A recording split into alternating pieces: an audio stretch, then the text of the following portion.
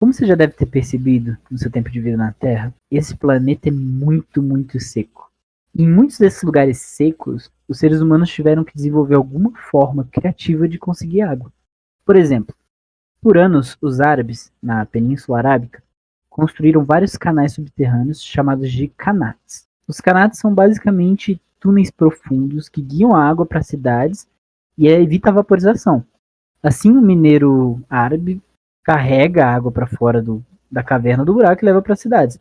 E por onde essa água passa, no caso, por onde os canats passam, o lado de cima do túnel se torna arável, bom para a plantação. Já no Sahel, uma região da África Ocidental, os povos plantavam acácias, que sugavam a água nos tempos de chuva, criando pequenos poços subterrâneos. Quando a árvore crescia totalmente, aquele lugar era ótimo para construir um poço. Conforme a tecnologia foi avançando, e a gente foi criando novas formas de guardar e captar água, o ser humano teve a brilhante ideia. Por que a gente não planta nuvens? E assim surge a semeadura de nuvens. Teorizada pela primeira vez por Louis Gaffman em 1891, a semeadura de nuvens consiste em basicamente jogar alguma coisa na atmosfera e forçar a nuvem a fazer chuva, juntando essa incrível ideia de jogar as coisas na atmosfera com a tecnologia do avião, que foi inventada alguns anos depois.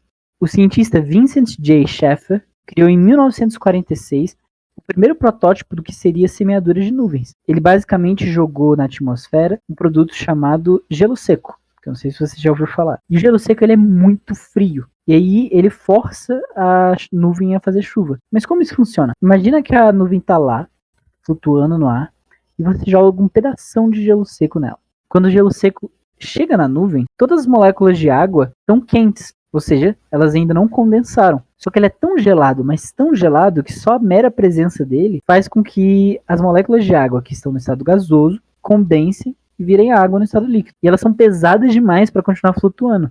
Então elas caem. Basicamente você acabou de forçar a chuva a acontecer. Ainda no mesmo ano, Bernard Vonnegut, outro cientista, descobriu que tem uma forma mais insana de fazer chuva. Você joga iodeto de prata na atmosfera. E ele vai agir como um nucleador. Mas o que caralhos é um nucleador? Basicamente, quando um elemento químico, que é um nucleador, entra na nuvem, simplificando muito, ele convence todas as moléculas de água a colarem nele.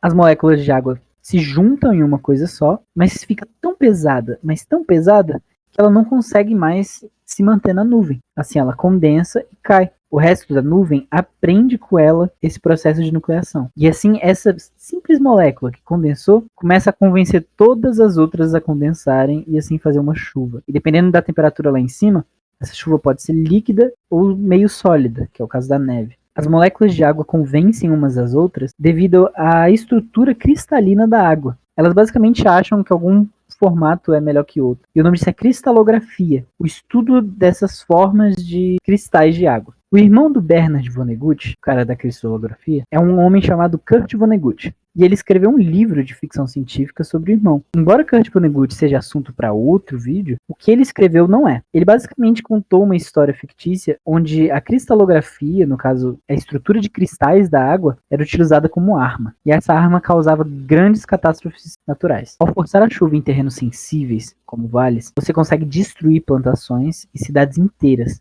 causando instabilidade, que por sua vez pode levar a revolta ou até facilitar golpes militares. Para evitar isso, no caso, o uso de controle do clima como arma, a Convenção sobre Modificação Ambiental de 1977 diz, entre muitas coisas, que é estritamente proibido qualquer tipo de modificação ambiental com o objetivo de ferir ecossistemas e países inteiros. A Organização Meteorológica Mundial, a OMM, também diz algo parecido, atentando para o risco de entes privados modificarem o clima para fazer o mal. A coisa fica ainda mais séria quando você leva em consideração o aquecimento global. Alguns países são muito mais sensíveis ao aquecimento global e mudanças climáticas do que outros. Quando você está com uma bomba de modificação climática em cima desses países, você basicamente pode levar a enchentes, queimadas e secas. Pera.